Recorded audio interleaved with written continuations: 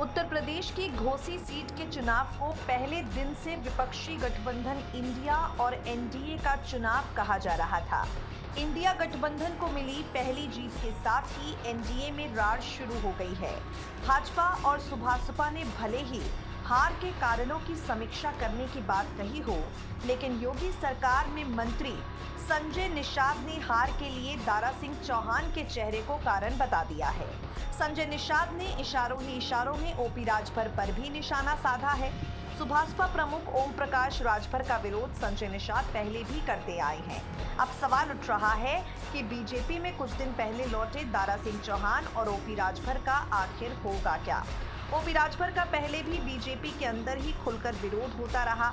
योगी की पिछली सरकार से बाहर होने पर लगातार मुख्यमंत्री पर शब्दबाण भाजपा भूली नहीं है।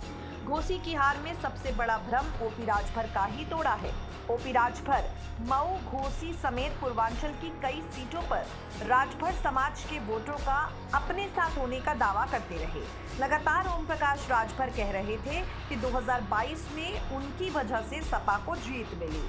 राजभर को एनडीए में शामिल करने का बड़ा कारण भी राजभर समाज का वोट बैंक माना जा रहा था, लेकिन इस वोट बैंक ने घोसी सीट पर हुए उपचुनाव में बीजेपी का साथ नहीं दिया, जिसके बाद ओपी राजभर के योगी मंत्रिमंडल में शामिल होने की संभावनाएं और एनडीए में बने रहने की खबरों पर भी प्रश्न चिन्ह लग गया है।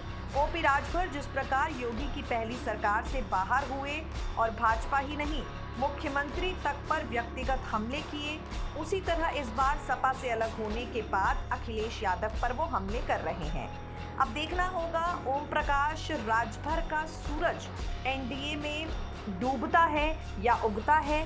फिलहाल घोसी सीट पर हुए उपचुनाव के नतीजे सामने आ जाने के बाद ओम प्रकाश राजभर की बीजेपी में कमान पर सवालिया निशान लगा हुआ है।